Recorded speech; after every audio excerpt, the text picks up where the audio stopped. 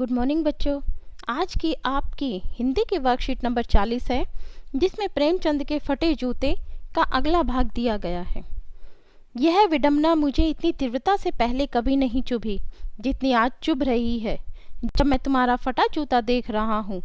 तुम महान कथाकार, उपन्यास सम्राट, युग प्रवर्तक, ना जाने क्या क्या कहलाते थे। MGR फोटो में भी तुम्हारा जूता फटा हुआ है। मेरा जूता भी कोई अच्छा नहीं है। यूं ऊपर से अच्छा दिखता है, अंगुली बाहर नहीं निकलती, पर अंगूठे के नीचे तला फट गया है। अंगूठा जमीन से घिसता है और पैनी मिट्टी पर कभी रगड़ खाकर लहूलुहान भी हो जाता है। पूरा तला गिर जाएगा, पूरा पंजा छिल जाएगा, मगर अंगुली बाहर नहीं दिखेगी। तुम्हारी अंगुली दिखती है पर पांव सुरक्षित है। मेरी अंगुली ढकी है पर पंजा नीचे घिस रहा है। तुम पर्दे के महत्व नहीं जानते, हम पर्दे पर कुर्बान हो रहे हैं। तुम फटा जूता बड़े ठाठ से पहनने हो, मैं ऐसे नहीं पहन सकता। फोटो तो जिंदगी भर इस तरह नहीं खिंचाऊं, चाहे कोई जीवनी बिना फोटो के ही छाप दे। तुम्हारी यह व्यंग मुस्कान मेरे हौसले पस्त कर देती है। क्या मतलब है इसका? कौन सी मुस्कान है यह? क्या होरी का गोदान हो गया है? क्या पूस की रात में नील गाय हल्कू का खेत चर गई? क्या सुजान भगत का लड़का मर गया क्योंकि डॉक्टर क्लब छोड़कर नहीं आ सकते? नहीं, मुझे लगता है माधो औरत का कफन के चंदे की शराब पी गया। वही मुस्कान मालूम होती है। बच्चों, आपने पाठ पढ़ा, आपको कुछ समझ आया होगा। इसमें लेखक अपने जूते तथा प्रेमचंद के जूते की तुलना कर रहा है। प्रेमचंद के जूते का आगे का भाग फटा हुआ है, जिसमें से अंगुली दिखती है, लेकिन लेखक का जो जूता है वो नीचे से फटा हुआ है, जिससे ऊपर की अंगुलियां तो ढकी हुई हैं, लेकिन जब वो चलता है तो उसका पंजा नीचे से घिस जाता है और कभी कभी उसमें से खून भी निकल आता है। अब बच्चों, आगे तुमने ये 2-4 लाइनें पढ़ी होंगी। क्या होरी का गोदान हो गया, क्या पूस की रात में नील गाय हल्कू का खेत चर गई, क्या सुजान भगत का लड़का मर गया क्योंकि डॉक्टर क्लब छोड़कर नहीं आ सकते थे। नहीं, मुझे लगता है माधो औरत के कफन के चंदे की शराब पी गया। बच्चों, ये जो पंक्तियां दी गई हैं, ये प्रेमचंद की कुछ कथाएं हैं जिनमें से ये ली गए हैं, ये उनके पात्र हैं। ठीक है बच्चों, अब हम इसके प्रश्नों के उत्तर करते हैं।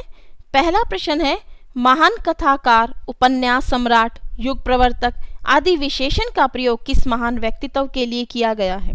बच्चों, हमने सबसे पहले पढ़ा गया था, तो हमें ये किसके बारे में बताया गया है? जी, ये है मुंशी प्रेमचंद जी के लिए। ये सब मुंशी प्रेमचंद जी के लिए प्रयोग किए गए हैं। दूसरा प्रश्न है, लेखक के जूते और प्रेमचंद के जूते में क्या फर्क है? बच्चों, अभी मैंने आपको बताया कि लेखक का जूता जो है वो नीचे से घिसा हुआ है, और जबकि प्रेमचंद का जूता है वो आगे से घिसा हुआ है।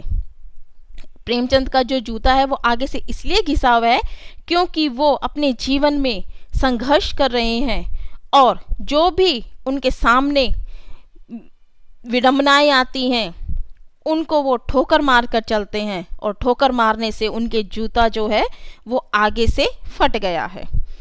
अब आपको ये बताना है कि आपकी नज़र में किसका जूता अच्छा है, लेखक का जूता या प्रेमचंद जी का जूता? तीसरा प्रश्न है, तुम पर्दे का महत्व नहीं जानते, हम पर्दे पर कुर्बान हो रहे हैं। इस वाक्य में लेखक किसकी सादगी और किसके दिखावे की ओर संकेत किया है? बच्चों, पर्दे का मतलब है किसी वस्तु को ढकना। ठीक है, तो अब इसमें पाठ में जो पर्दे का महत्व दिया गया है वो बहुत ज़्यादा दिया गया है। लेखक पर्दे के महत्व को मानता है, जबकि प्रेमचंद जी नहीं मानते। अब पर्दा है वो हम अपनी बुराइयां, अपनी कमियों को ढकने के लिए उसका प्रयोग करते हैं। ठीक है बच्चों, चौथा प्रश्न है, लेखक के हौसले कौन पस्त कर देता है? अब आपने इस पाठ में यहाँ पर एक पंक्ति में पढ़ा होगा, तुम्हारी यह व्यंग मुस्कान मेरे हौसले पस्त कर देती है। तो लेखक के हौसले कौन पस्त कर देती है? प्रेमचंद जी की व्यंग मुस्कान उनके हौसले पस्त कर देती है। प्रश्न 5वां है, प्रेमचंद की मुस्कान के कौन कौन से संभावित कारण लेखक ने बताया है?